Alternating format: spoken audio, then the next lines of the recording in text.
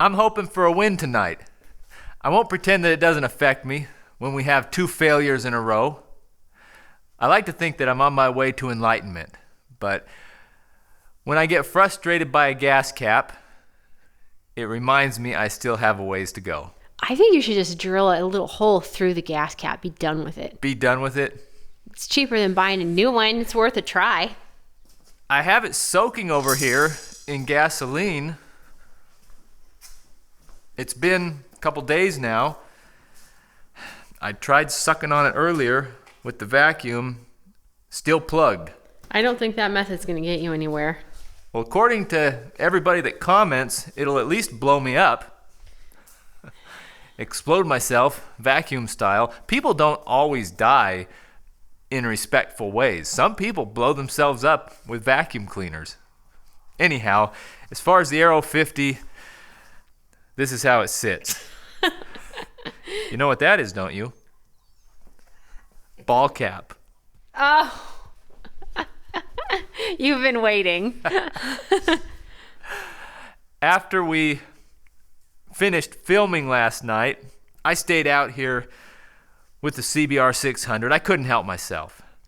Trying to figure out what was happening, why it was only running on between 2 and 3 cylinders, couldn't tell exactly, and discovered that the problem was 2 carburetors flooding with gas. Float valves weren't working, and gas was pouring into the throats of the carburetor, down the intake, so those cylinders were too rich. I was able to tell that was the problem because I could see gas dribbling out of the main jet orifice directly down into the motor. And when I turned this valve off, it started to run better.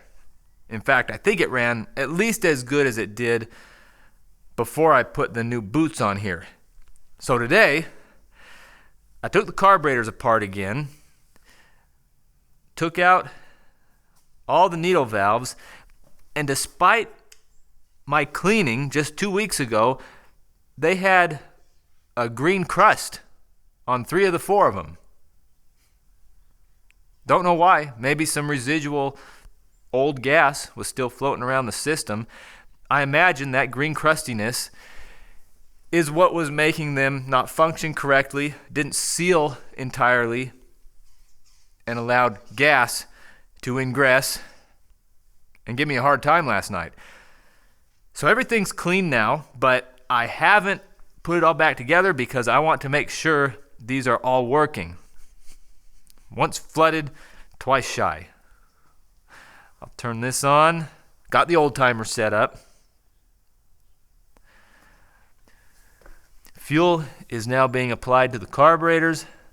We'll start with this one. Make sure it seals up again. That one passes.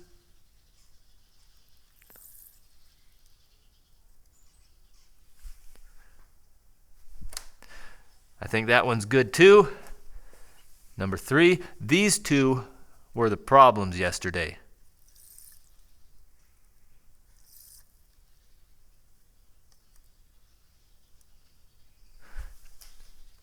I think it's good. And number 4. I'm showing you all this, so when I put it back together, if it leaks again, you'll at least know I had good reason to think that it wouldn't. I think I'll just let this sit for a moment. We'll come back to it, make sure there's no gas drooling out, then I'll put it back together. Need to be extra careful tonight. It's been 5 minutes. Have a look at those carburetors. Gas is still on, and I don't see any leaking past the needle valves. I'll put it back together, do a repeat of last night.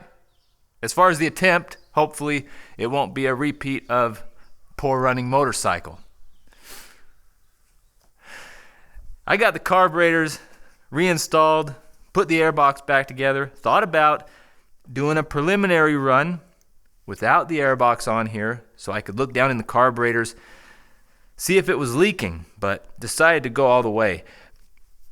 if any of you fellers or fellerettes ever find yourself working on one of these inline 4 motorcycles, do yourself a favor and put a rag over the intake ports after you remove the carburetors so little nuts and bolts don't get lost down in the engine. You gonna start it up? Well, I had a funny story to share. Dying to hear it. Let's see how this goes. I'm only moments away from victory or another dose of embarrassment. Any predictions? Yeah, it's gonna start. It sounds like it's leaking. Oh, I didn't. Did you flood it? I didn't connect the fuel line to the carburetors. See? Right here. See that brown nipple? Okay, yeah. There should be a rubber hosing connected to it. Whoops. So there's your dose of embarrassment. I should have done this before I put all this other stuff on. Got the fuel line connected. Got the clamp on there. Turn the fuel on again. See if it doesn't immediately start leaking. So far, so good. Oh, I didn't turn the key off. Hopefully the battery's not dead now.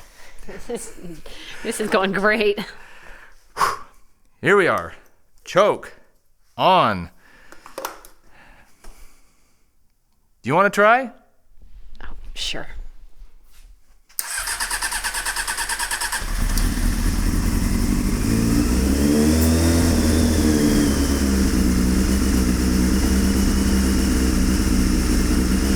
Can't tell yet. It's not steady.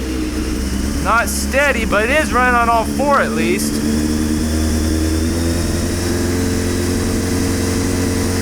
Carburetors are still filling up.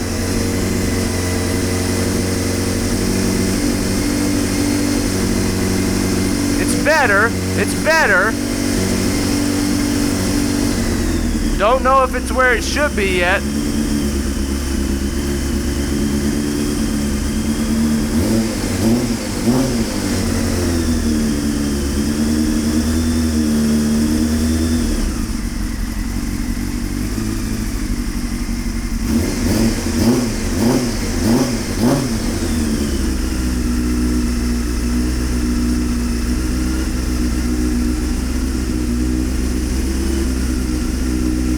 Better. Let it warm up for a few minutes. We haven't heard this music at Jenny's garage before.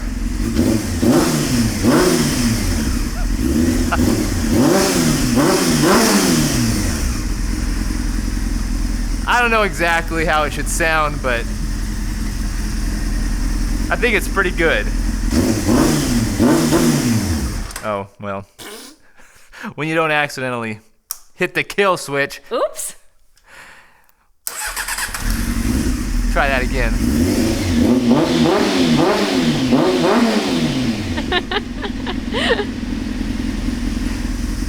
All that's left to do now is put the tank back on, put the seat back on,